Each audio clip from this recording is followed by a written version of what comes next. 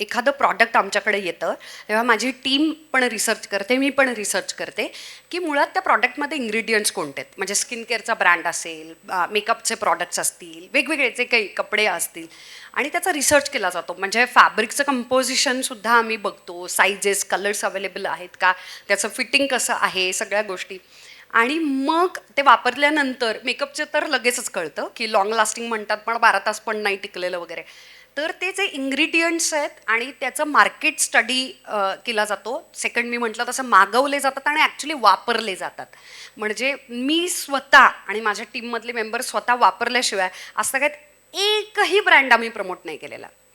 तर ती विश्वासार्हता आहे ना, कारण क्रेडिबिलिटी हाच माझा पैसा आहे खरं तर. म्हणजे माझं मालमत्ताच त्याच्याचवरती मी काम करते आणि त्यामुळे it's a good pressure to have. त्याचं टेन्शन येतं, प्रचंड टेन्शन येतं त्याचं.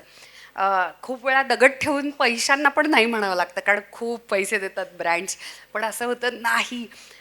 हे तिसरी गोष्ट म्हणजे बऱ्याचदा ब्रँडच्या व्हॅल्यूज म्हणजे त्यांची जी धारणा आहे, त्यांचे जे विचार आहेत ते आपल्याशी जुळत नाहीत.